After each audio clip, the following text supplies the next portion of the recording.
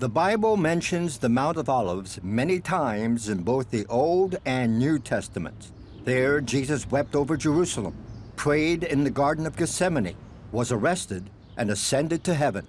It's the place where Christ will land when he returns to conquer Jerusalem.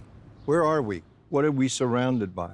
Well, it's easy to understand that geographically because we are looking at the southeast corner of the old city of Jerusalem. Right. I visited Ishai Fleischer and his family who live in Ma'ale Hazatim, here on the slopes of the Mount of Olives. Some call him a settler and say his community is a stumbling block to peace. But he says Jews have been here for thousands of years and he's not going to be bullied out of it. Those are the walls that were rebuilt by Sultan the Magnificent, but those are built upon the ancient city walls of Jerusalem. We see the Temple Mount, where we know the two temples stood, and where Abraham almost sacrificed his son Isaac at the binding. And if we look a little more to the east, we see the magnificent Mount of Olives Cemetery, which has 180,000 Jewish graves. I call it the Mountain of History. It's got important Jews, our people's ancestral burial ground from 3,000 years ago. And this ancient piece of Jewish history is located in the eastern part of the city, which many refer to as East Jerusalem.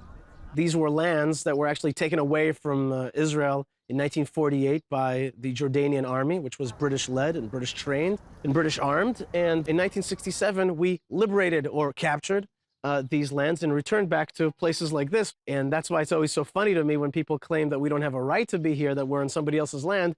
I just point them to this mountain and say, well, look at it. It speaks for itself. You know, this is where our people have been for the last 3,000 years. Fleischer says Jewish people purchased the land in the 1700s to expand the cemetery. The expansion didn't happen.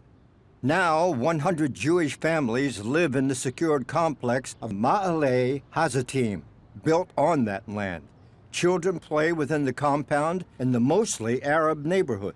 We live with Arab neighbors. These folks are all Arabs, Muslims, few Christians, but mostly Muslims. Some of them believing in the jihadist ideology that we don't have any rights here. This next door neighbor is an Arab. There's an Arab. Are there contentions among you? How do you live with peace? Instead of the word peace, I prefer a word called normalization. Okay? We are trying very hard to normalize our existence back here. We see ourselves as the indigenous returnees. Fleischer says the compound, or those that live there, face weekly attacks, yet they hold on. How many children have you? I have two. And you're raising them in this environment.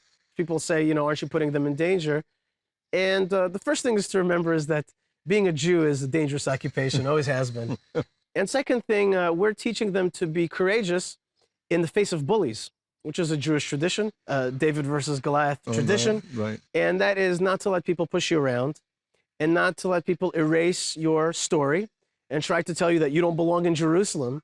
I mean, there's no greater irony than to tell Jews that they don't belong in Jerusalem. What would happen if Jerusalem were divided? It's the progressive people who claim that it's a good idea to divide Jerusalem, and yet, what are you saying? Are you saying that we should take a city, build a wall down the middle, and divide it based on race and ethnicity, and move Arabs to one side and Jews to the other side? I mean, that's a vision of progress, to racially divide a city and build a scar-like wall down the middle of it? It's so regressive. We stand against dividing the city and dividing this land.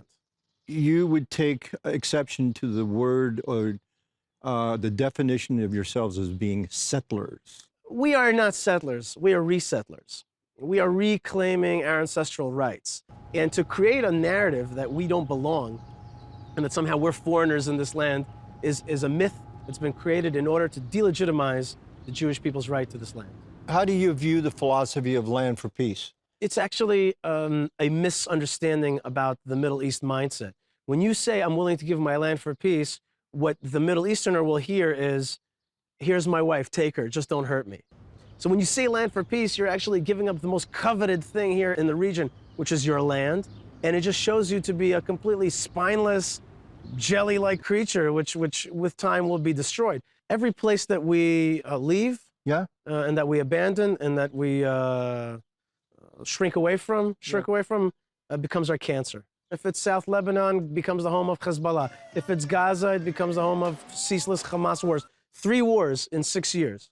To make it in the Middle East, you have to be big, you have to be tough, you have to be a regional superpower. The message of Israel is one of tremendous opportunity for a better life. How do we pray for you here? We're in the middle of it here. One of the ways to pray for Jerusalem is to come here and go to the wall and go to the Temple Mount and talk to God and thank Him for the opportunity. Be part of the story in some way. We have to take it also from the realm of prayer and the realm of hope to the realm of action. And one example is that the United States of America does not recognize Jerusalem as the capital of Israel. In fact, they don't even recognize Jerusalem as a city in Israel. Tell your countries, put your embassies in Jerusalem. What kind of disrespect is that to Jerusalem and to Israel and to the God of Israel and to the God of the Bible, that you don't even recognize Jerusalem as the renewed, reconstituted capital of the Jewish Commonwealth that we've all prayed and yearned for, the promises of the Bible. Scott Ross, Mount of Olives, Jerusalem.